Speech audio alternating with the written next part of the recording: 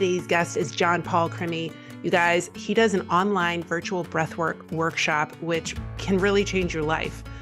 I did it a few weeks ago and I was healing traumas I didn't even know were in my body. So I thought I had to have this guy on the show to talk through what is breath work. How should we be breathing day to day versus doing really orchestrated breath work? And I thought it was amazing, the conversation that we had. He gets very vulnerable, as do I. He talks about who breath work is for, who it might not be for. But you guys, he's got so many years. For 20 years, he was one of the most sought after celebrity trainers and sober coaches. And then one day he took a breathwork class and it just totally transformed his life. So I hope you enjoy the chat. I got lots of amazing insights from our conversation, and you definitely, I cannot recommend taking one of his breathwork classes more. So be sure to check it out in the show notes.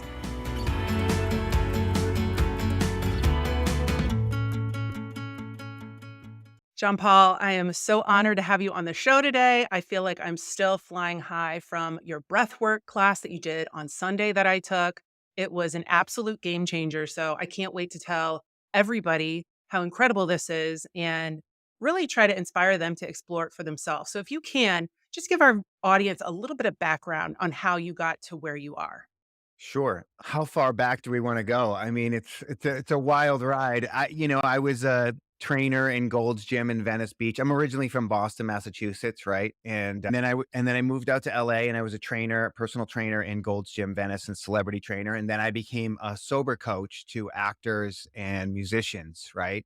So going on the road with musicians, going on set with actors, helping them stay sober, helping them get their lives together. And then I discovered breath work, over a decade now ago. And I think we should get clear with your listeners that, breath work is an umbrella term. So it's like saying fitness. I do fitness. You're like, what do you do? Do you do soul cycle? Do you do yoga? Like, what's your fitness? So, because there's so many different types of breath work and styles. And now there's like all these brands of breath work that are using the same technique, but it's a brand. So it's very confusing for people. So I know all the different, techniques of breath work and the brands. The technique that I use the most in my classes is circular breathing, conscious connected breathing. It's a very specific, unique type of technique that you breathe through the mouth. And oh my God, you breathe through the mouth. Like, oh, I read James Nestor's book, Breathe, and it says always breathe through the nose. And what people miss in that book is that he actually found breath work through a conscious connected breathing class, through this type of breathing, because it has such a big impact. So a little bit of mouth, yes, you should be breathing through the nose 99% of the time. I tell my students, I tell my people, breathe through the nose. It's the best way to breathe. Mouth tape at night and breathe through the nose. That's a game changer. It was a game changer for my wife.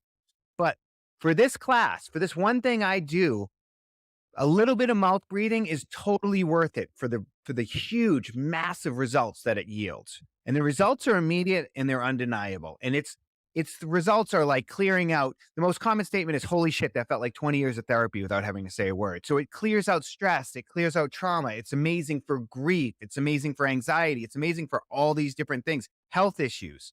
And so it's this really intense thing. People think it's going to be this relaxing meditation class. And they think they're going to walk in there and I'm going to be that guy that's like, hello, everybody, Mercury's in retrograde. And I'm like, sit the fuck down. Like, let's go. I'm not that guy. It's more of an intense workout type of thing. But then there is a big emotional component to it, as you experienced. And we can talk about that too. So it's this wild ride. It's this incredible thing. And here we are with me a decade later. I'm still passionate about it. I still love it. I haven't found anything better, or I would be doing that. If I found something better over the last 10 years, I would be doing that. There's nothing I found that just gives a bigger bang for your buck, right? And so everybody's looking up for something out there, and you hear all the time like, oh, it's massive, it's transformational, it's this. And then you go and you're like, nah, that was okay, right? And this is like, this actually does it. In an hour, I can deliver something for you in an hour that feels like a lifetime of therapy, that shifts your entire perception, that shifts your whole world and causes you to go, okay, I know what I need to do with this relationship. Okay, I know what I need to do with my career. Okay, I know that I've now, like, 'cause so many people, and you might experience this yourself, thought like, I've done all the work. I've done all the therapy. I've done all the 12 step. I've done all the things. And then they come and they breathe and all this stuff comes up and they go, holy shit, what was that about? Because the issues are in our tissues. It's been in there for years. Trauma is passed on to us through our DNA. As I like to say, you thought you were screwed up because of your parents and you were right, but it's their parents' fault and their parents' fault. And so if trauma can be passed on through the DNA, healing can be passed on. So now that we know that, it's important for us to do the work so we don't pass it on.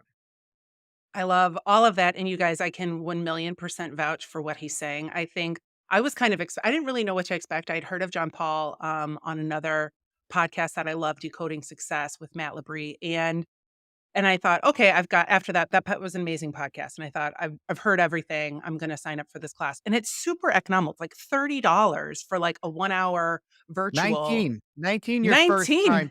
Yeah, I give you $10 off your first time. Everybody likes a deal. Oh, okay. Well, it Did you was not get the deal? I Because 'Cause I'll don't send think you a so, but that's coupon. I'll okay. send you I'm gonna make lots of referrals.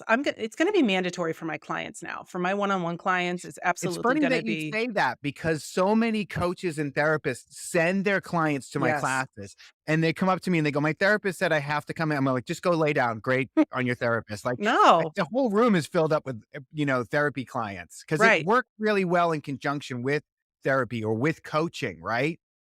Because you can help them process it after the fact. Like all this stuff comes up and comes out, and now they're like, "Okay, I know why I am this way. Like, let's talk about it," you know? Yeah. No, every family member, every friend is gonna be getting, a session for their birthday, so just spoiler alert, everybody, that's what you're getting. Because I just don't feel like there's any downside. That's how I always kind of look through things is like, is there any downside? Is there gonna be any harm? What's the harm in trying? And with this, there's just 0, guys, and I wanna ask you too, John Paul, about this whole psychedelics boom. Mm. And, it's really interesting. People who are I'm sober curious, not totally sober. I'll have a drink maybe once a month or something, and then I always immediately regret it. But I'm like, "Okay, maybe I could get through some of this childhood trauma that I know is still in my tissues, maybe microdosing or maybe this," but I am a huge wuss. Everything freaks me out. I haven't smoked weed in, like, 22 years. Like, I just don't fuck with a lot of things. And I Mhm. thought and you said on that other podcast, what, this can have maybe similar experiences. Everybody's different, right? So you can't make a blanket statement that this is gonna be the same as, going on a trip or something. But for me, like, I don't really feel like I need to explore psychedelics as much as I was being pushed towards them prior to this.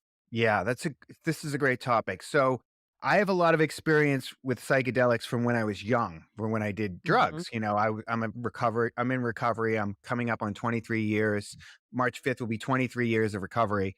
Okay. And I did a lot of mushrooms and acid and psychedelics when I was younger, and some of it was good and some of it was really, really bad. And we're not going to go into that because that would take us down a rabbit hole. And now the big thing is psychedelics. People are talking about ayahuasca and ibogaine and combo and all these different things. And a lot of these ayahuasca retreats that people go to, they do breath work on. So they'll say, like, oh, if the ayahuasca doesn't work, the breath work will get you. And what happens for me is people will come to me from those things because they're like, they expected the ayahuasca to give them this result. But what they got was like they were so blown away by what the breath work did for them. They didn't Yeah. expect that, right? And so I get a lot of people in my teacher trainings. I teach people how to teach this that came from the ayahuasca retreats. I get a lot of people in my classes that come from the ayahuasca. And I don't have an issue with it other than you're putting the power in something else rather than yourself. With breath, the power comes from me, right? The other thing is, I can't do ayahuasca on a Tuesday afternoon if I'm having a bad day and I just had a fight with my wife or I just had, something traumatic just happened or whatever it is that's going down in my life. I can't just take some ayahuasca. I can, however, lay down on my floor and breathe for anywhere from 10 to 30 minutes, clear that out. And then what usually happens is I go to my wife and I'm like, I'm sorry for what I said before breath work. Like it's like because it gets me to what's really important. It gets me to the root of what really matters. And the fight was so stupid, so pointless, didn't really matter. So I can use it on a Tuesday afternoon. I can use it whenever I need it. It's right here inside of me. It's accessible whenever I want, and I can still go pick up my kids from school. So I think the challenge is with these other things is like, you're gonna have to go take a weekend or you're gonna have to go in the jungle and puke into a bucket all day. I'm like, that's not something I want to do. I don't have any time for that. Like this is a realistic tool that I can use in my life whenever I want, whenever I need it. And the Right. power is within me. The power is coming from me. And it's accessible to everybody. Yeah, Not everybody has the financial means to go on a $7,000 mushroom retreat. Like, they just don't, or they don't have the time, or they have small children.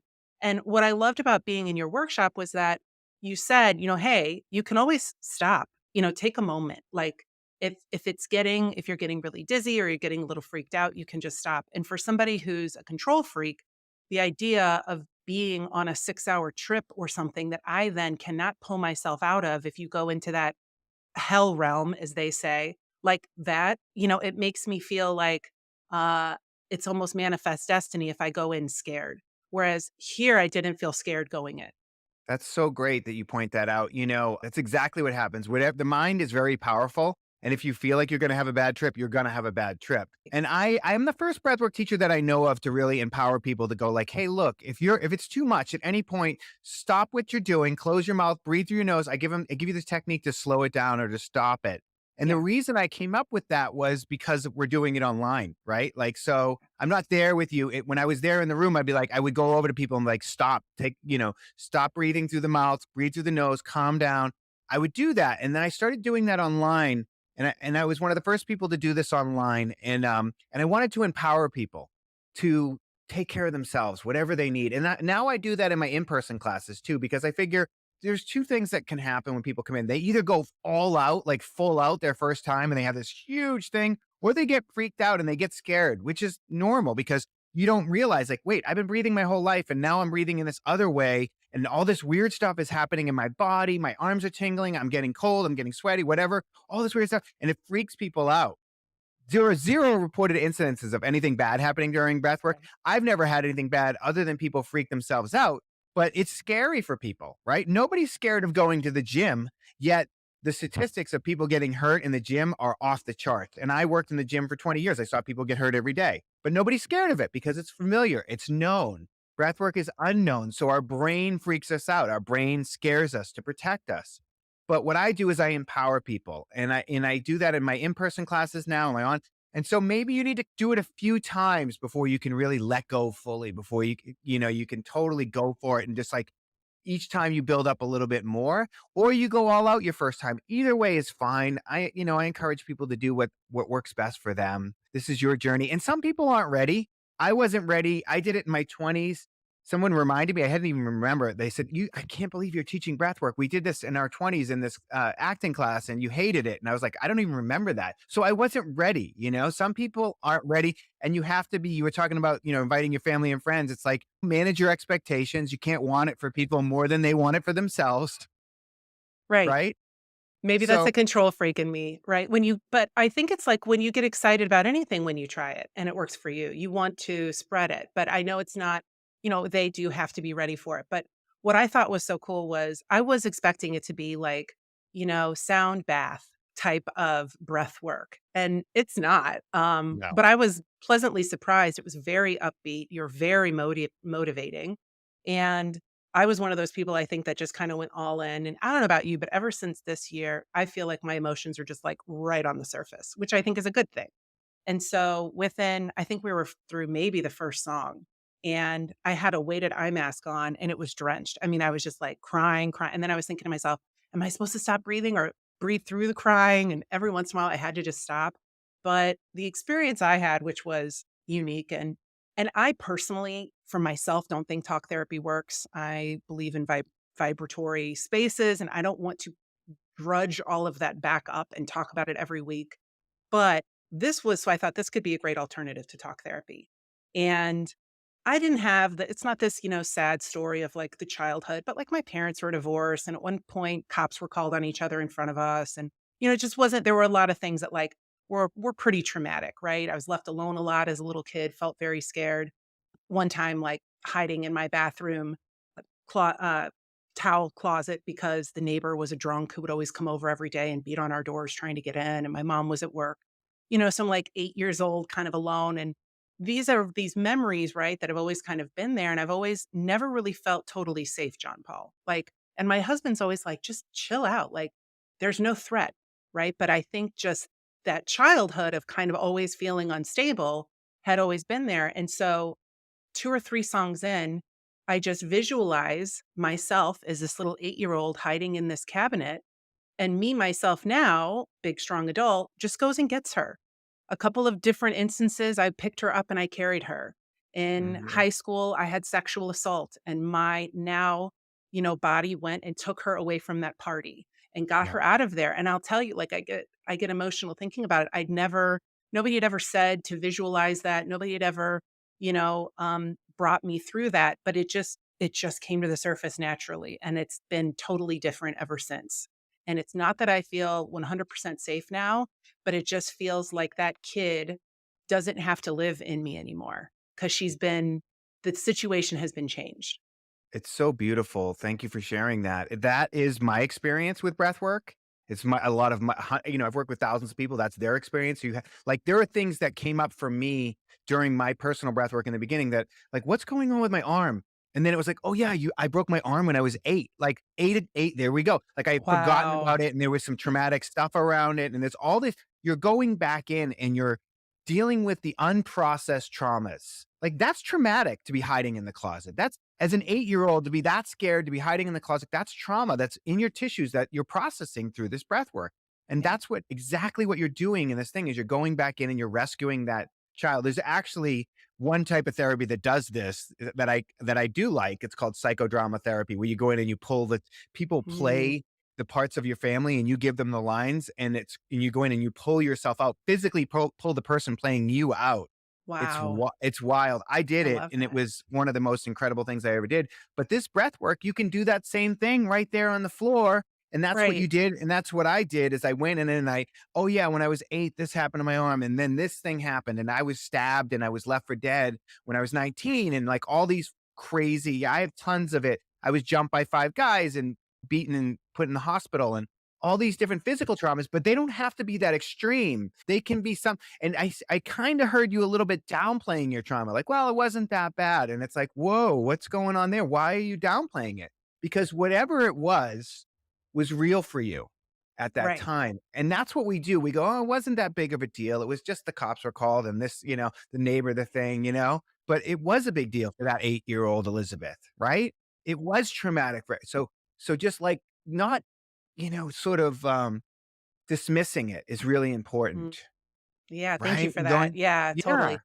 Well, because I have a 7 and 10-year-old, daughters, and so after that and my 7-year-old is like a doppelganger for what I look like at that age, and so after that, I just hugged her, and I just pretended it was me at that age too. Like, "I've mhm, got you now.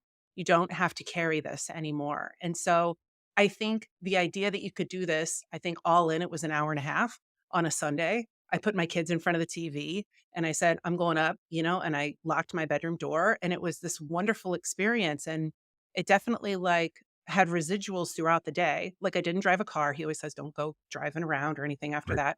But I took it really easy, and I just felt like being really gentle with myself instead of going beast mode in the gym for an hour, which is what I would usually do. It was okay to just sit and be within myself, and I can't wait to do it again, like, I didn't do the replay because I didn't think I was ready yet. I'll do it again, but I feel like this could be something that is really going to be cumulative with some consistency. So how often do you recommend people have an experience like this, like it's a with a great breath question. work? Let me back up to something earlier that you said. You Mhm. said you were feeling, like, emotional, and it was, like, right on the outside. That's what I've had that my entire life. Like, that's how I've walked around my entire life, and that's part of the reason why I drank and used drugs because I'm so sensitive, I'm so emotional. And your greatest wound can become your greatest gift because as you saw in that class, I allow that emotion to come through, and what Yeah, comes from the heart goes to the heart. So, like, when I get emotional, it gives you permission to get emotional. So that's totally. kind of my gift as a breathwork teacher, if I have any gift at all. It's that I allow that vulnerability to come through and Yes. to give it See, to now other look at you. You're saying if I have any gift at all. See, you do it too. This is the thing. We do. We we do. We just immediately miss it. Well, you know what part of it is too is I don't want to sound like an egomaniac. Like I don't want to sound like a guru egomaniac because I'm not that guy. The breath work is the thing that does it. I'm just a great guide. Like everything I've done in my life has led me to this moment to be great at this thing. And it all makes sense now when I turn around and look back. And I never knew, I didn't even know this existed. So you don't know what's on the other side for you. And right. so To answer your question, so your question was How what often should we go there? how yeah. I think, once a week is a great practice. I Yeah. did it every day in the beginning because I needed it. I had a Yeah. lot of trauma. I had an extra amount of trauma. Like I talked about it already. And so I did it every day for a year and it changed me. I think that's a lot now looking back, studying other people, watching other people for the last decade. Once a week, a big session. And there are other great breathwork techniques that you can do in the meantime. There's this great one that Andrew Huberman has been talking about lately on his podcast, and it's called cyclical breathing, right? And I can show your listeners right here, right now. And and Andrew Huberman is like, I'd like to give him credit because he's out there talking about this. He's out there sharing this, and he's amazing. So it's a breath in through the nose, a long inhale through the nose, and I'll do it in a second, but I want to describe it first. In through the nose, and then you do a second inhale through the nose when you feel like you can't get any more in, and that opens up the AVL sacs, and then you do a long, slow exhale, right? Hmm. And you can do this a bunch of times. Like, if you did it 5 minutes a day, it's a game changer. The science that I think he studied in his lab that it actually has a bigger effect on clearing stress, getting rid of your stress than meditation does. Like, meditation is great for Wow. focus and memory, and but this for actually getting rid of stress is a better, more effective technique. So it looks and sounds like this: a long inhale through your nose.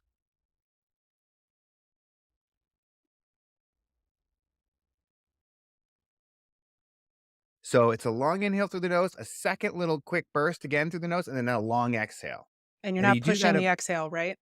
You Well, always say yeah, don't push or the you can exhale. kind of slowly exhale too. So, Okay.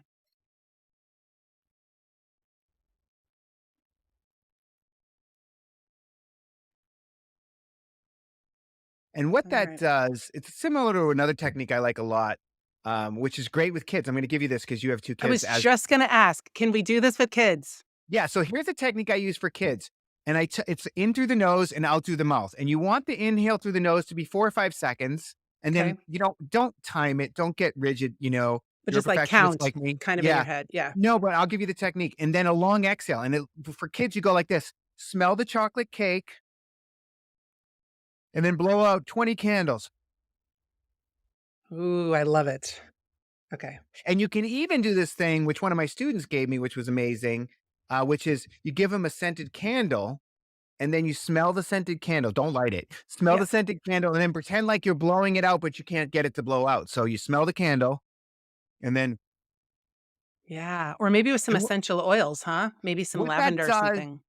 it puts you in your parasympathetic nervous system, which is rest and digest. It calms you down. We have a breathing pattern for when we're having a meltdown, right? As children, we have a breathing pattern for when we're feeling anxiety, stress, anger, and it's often really shallow or we're holding our breath. So if we're feeling one of those emotions, we can actually, if we can change the breathing pattern, we can start to breathe deeper or use some of these techniques that we're talking about. We can actually shift out of the emotion.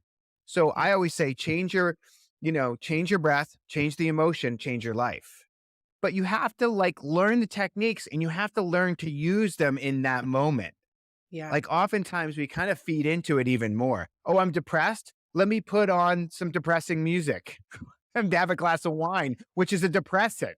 Like And what? watch, like, a terrible show. I don't know about you, being so sensitive too, like, I can't listen to sad songs. It's gotta be uppers all the time. Um, I can't watch, like, everybody's watching All of Us right now or whatever, or The Yeah. Last of Us or The something. Last of Us. No way in hell. I mean, if it's I'm watching, like, 30 Rock and Seinfeld on a loop. Like, I just can't go to that place because it will stick, and it will be something that will stick for a few days, or it'll be an image that I then can't get rid of. So I think that this is great. I am a big advocate for meditation.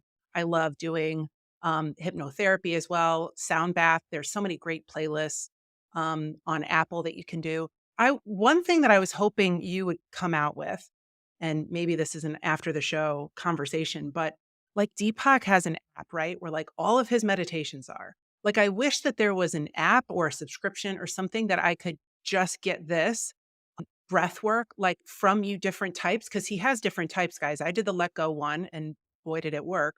But there's ones for motivation and clarity and all of this stuff. Is that in the future, John Paul? Yeah, that's in the future. That's in the works. I have a bunch of different ones, but they're in my courses. They're spread out in my courses, right? Okay. So, like, I have a course. Let's talk about this because this is really helpful.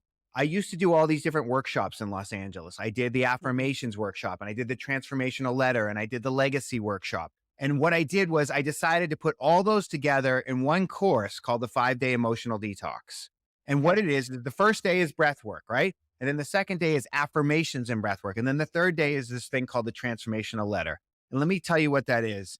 It was born out of someone that I helped for a long time. I sponsored him for 10 years and he committed suicide and it crushed me. And I was carrying around all this weight, like this guilt, and this grief. And breath work is the best thing I've ever found for grief, but there was still something in there that I wasn't processing. And so what I did was I wrote him a letter and I said everything I needed to say, everything I couldn't say. And then here's the kicker, because people have heard this. Here's the part they haven't heard. I wrote a letter back from him to me saying everything I Wow. wanted him to say, everything he was never going to be able to say, right? And then I did a breathwork session. So what the two letters do is it brings it all up for you, and then the breathwork processes the whole thing for you. So I do this with my students in my training because I want them to have a big experience. I want them to have a transformational experience. And I've done it. I've done it with him. I've done it around my father, who's still alive, but he's never going to own it. He's never going to Right. say it. Right. And so if we have to wait for people to say what we need them to say, we're screwed. So this gives you the power to make them say it and then process it and it heals it. And I cannot tell you the amount of people that have come to me from all over the world via email or whatever and said, oh my God, that course, that 5-day emotional detox, that letter thing, that's changed my life. Right. And then there's the legacy in there. It used to be called the eulogy. And what it is you write out, your whole who you became at the end of your life. Like if somebody was reading your eulogy, but we call it the Yeah. legacy, like what you did, who you helped, what you created. And then I go, like, I have my students read that in the training, right? And then they go, if you're not that person, like, let's get to work. Like, that's who you want to become. Now you know where you want to go. Let's work backwards from there. And it's really powerful. You really find your voice in doing that. And so there's that course that I created, and that has a few guided breathwork tracks in there. But I hear what you're saying. You're saying I just want to buy a package of like all these different breathwork tracks. And the reason I haven't done it like with my classes, I see some people doing it. It has to do with music and copyright and all that kind of stuff. Oh, So gotcha. I have to use other music that is not copywritten, protected, or that you can buy the copyright to. And Yeah. it's not going to be Landslide or Fire and Rain. It's going to I know be his some. playlist is pretty great. Thank you. But I think it's your voice that is the magic, right? Like, yes, that adds to it. But Mhm. at the same time, like, I wouldn't wait I wouldn't let that hold you back because I'm the kind of person, like, I just need it on demand. I need to be able to do it whenever. And for me, maybe this was bad, but I did it in my bed without a pillow. He says, don't prop your head up. So I was flat on my bed with an eye mask, which you guys I highly recommend because you're probably going to cry. And it was great. I didn't have to sit up and blow my nose or get tissues. The eye mask absorbed all the tears. But I just felt like, okay, I want to be able now to do this on a Tuesday in between sessions or calls or something like that. And the replay had expired. So just, a little thing like I'm absolutely gonna investigate your 5-day detox. I did or yeah, emotional detox. I did a similar letter where I wrote letters to my parents and my husband. And it always Mhm. started out with, I've been telling myself a story about you. And at the time, I was really, I had little kids. And so my story about my husband was that he was lazy. And I said, I've been telling a story about you that you're lazy. And then listed out all the reasons why he wasn't and why that was the story I had been carrying. And I got to give him that. The ones I did to my parents, I never gave to them. But it was really about taking ownership of my feelings. And when you do that, you take back control, right, John Paul? So it's like, but I love this idea of then writing the response. Yeah, that's powerful. That's where you're then you discover what it is you're trying to get from that person. Like, "Oh, I didn't realize this is what I needed. This is what I was trying to get." Like, yes, you can tell them everything you want, but like what are you trying to get? You don't even know what you're trying to get from that person till you write the letter. And there's something magical that happens when you put pen to paper anyways, because otherwise it just circles around in your head. But when you put the pen to paper, something really powerful happens. And I love what you were talking about. I did something similar with my father because I was really mad at my father for some things. I was having trouble getting past it. What I did was I wrote down everything that was good that he did for me. Right. And because I was only looking at what was bad, what I was mad about. And so Tony Robbins is really famous for saying, like, if you're going to blame your parents for everything that's wrong with you, then you have to blame your parents for everything that's right with you. So it was really powerful, and it shifted it for me, and I was able to go, "Okay, like, he did a lot. He's done a lot for me," and I was able to look at him with compassion for some of the things that some of his character defects or his failings, right? Like, because 'cause we're all human, and it's like, I'm not gonna be perfect for my kids either, and I hope that they can find some compassion for the mistakes that I've made. Right. Um, I'm doing the best I can, you know? Well, and I think this is the important work that we have to do to not only clear out that karmic ancestral stuff that's been brought, right, through us, but it's also to like be able to be vulnerable and open with our children now and be able to model for them. It's not even teach, it's to model for them, that it's okay to have these feelings and it's okay to own certain things and it's okay to have these open dialogues with us even at very young ages. I think like, this is the real work, and if Yeah, everybody wants to just put themselves on a shelf and say, "I'll deal with that later," I'm on the grind right now, I need to make money, I need to do this, I need to distract myself with another trip to Mexico where I'm drunk for 4 days. Like, that's fine, it's really yeah. not any judgment, but that isn't modeling for our children what a healthy coping mechanism is. Yeah. Well, I teach my students to hold space. And what that means is when you're sitting with someone who's doing a breathwork session, you're just allowing them to have their experience, right? And Yeah, it's so funny to watch because people want to do all these things and they want to fix it. And then, it's like just if they're having their experience, that's the thing. They're doing it. You're just holding the space for 'em, a safe yeah, container. And I had to learn to do that myself with my children. Like, because as their father who loves them more than anything in the world, I want to fix it. Like, there's a problem, you're upset about something, I want to fix it. And what I learned is like, no, no, no, right now is not the time to fix it. Right now is just the time to sit there and scratch her back and rub my son's back or scratch her and just hold them and give them affection and keep a safe space for them. And once I learned that they're in the lizard brain right now when they're upset or when they're having a meltdown. And I just need to comfort them. And then when they come out of that, then we can start to talk about what we need to do. But I'm a guy who wants to fix it. And so all guys then do, I feel like. That's like no, the it's male in our thing. nature. Yeah, Yeah, well, you tell us something's wrong, we're hearing, "Okay, so there's a problem that I need to fix." We're not hearing, "Oh, can you just listen to me? Can you just agree with me and hold me and just tell me I'm right?" Right? And so it's communication, it's a language that we've had to learn, or you need to learn if you wanna have a good, healthy relationship. If you wanna have good relationships, you need to learn the quality of your relationships is in direct proportion to the quality of your communication.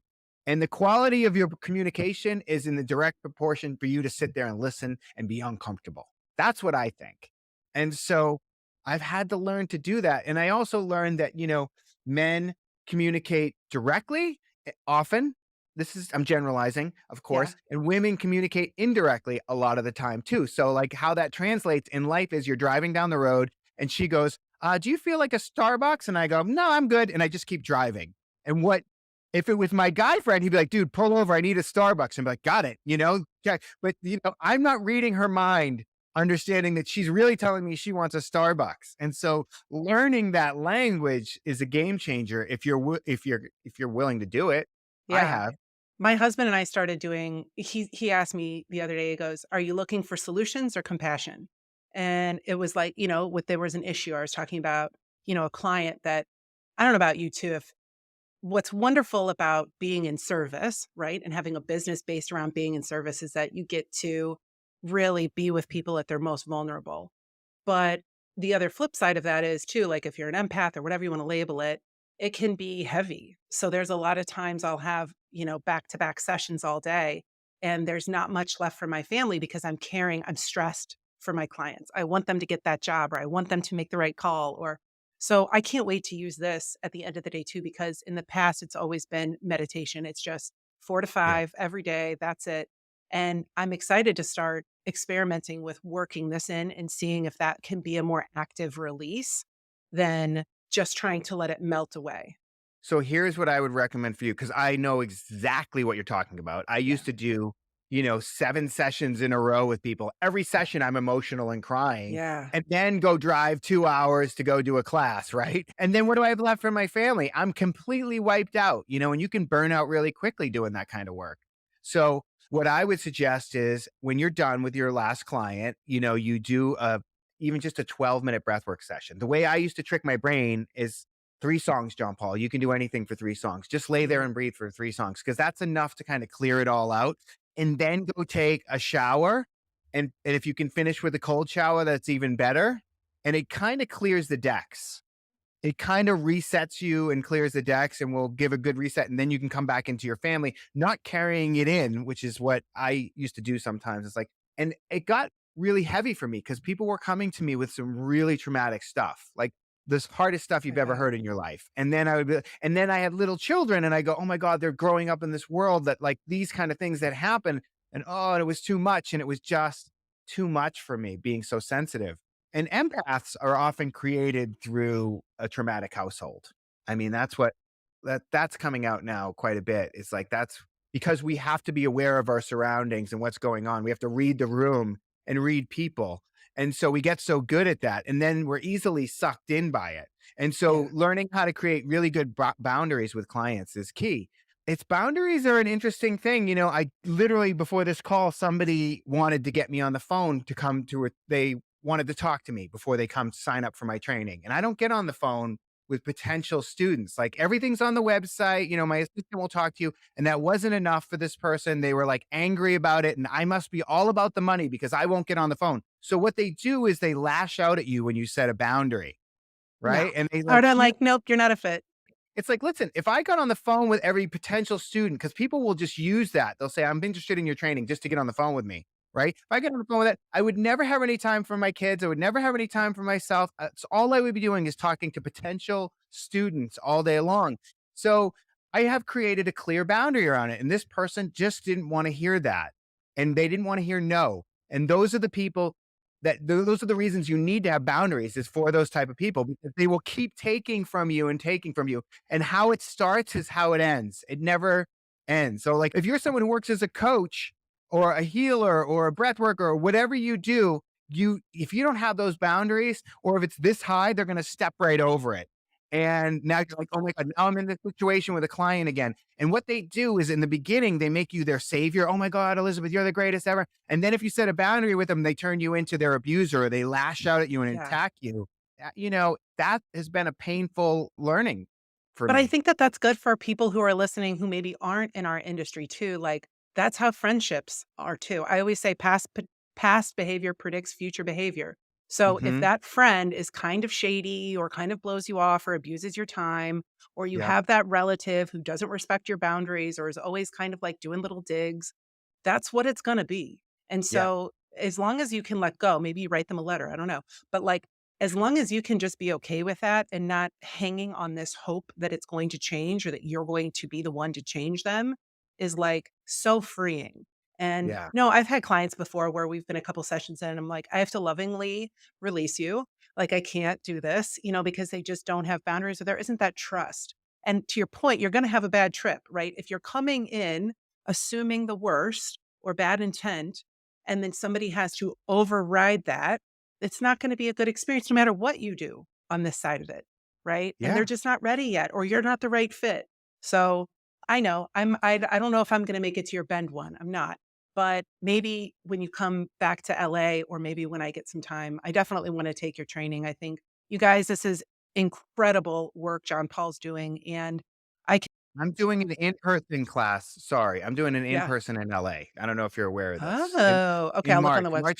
March 16th, I think there's like a few spots left. March 16th in Santa Monica. And that's wild Oh, because the in-person is cool with the gongs, the vibration of the gongs going through you, like the last 5 minutes of the class, and we scream into the gongs, and it's a really wild experience to be in a room with 150 people, or in Bend, it's 350 people screaming, at the same time. It's kind of a wild ride. So the trainings, this training in April is almost sold out. I think I've got like 3 or 4 spots left in that. And then the next one will probably be, I think it's going to be in Denver in July. And so I'm doing the trainings every quarter and the locations are to be determined, coming up. We're working on those now. So okay, cool. Well, guys, check it out. Everything's linked in the show notes. John Paul, I want to thank you for your time. And are there any like final thoughts you want to leave people with? And also, where else people can really kind of like drop into some of your classes or access some of your content? Yeah. So my main website, I have two websites. One's for the online courses, which is breathworkteachertraining.com. But my main website is Breathe with JP. And people forget the E at the end of breathe, right? Breathewithjp.com. And you can kind of find everything there. You can find my online classes there, my in-person classes, my trainings, everything that I do. And come check it out. I'm on Instagram. I'm not really on Yeah, Twitter. I have a Twitter account. I don't really do that. I'm starting to do TikTok. I'm reluctantly doing TikToks. It's just me like too. I don't want to, I don't want to dance. I'm 50, like, but this is where this is where people are, and I'm on TikTok a lot. Like I scroll through TikTok, so I find some incredible content that I was like, oh, that's great content. That's a great tip. So there is some good stuff out there. I will say, if I was going to leave you with anything, it's that we don't realize how hard we are on ourselves. And, if we're being hard on ourselves, we're being hard on other people. And so if we can start to have more compassion for ourselves, we can start to have more compassion for other people. And I say this in my class all the time, which kind of goes back to what we were just saying, is that, everybody wants somebody to show up and love them for who they are, the way they are, but we don't love ourselves for who we are, the way that we are. And that, like, once we start doing this work, once we start taking care of ourselves, we don't put up with shit from other people. The Right. only reason you're letting someone mistreat you or treat you poorly is because on some level, usually unconsciously, you feel like you deserve it. Deserve it.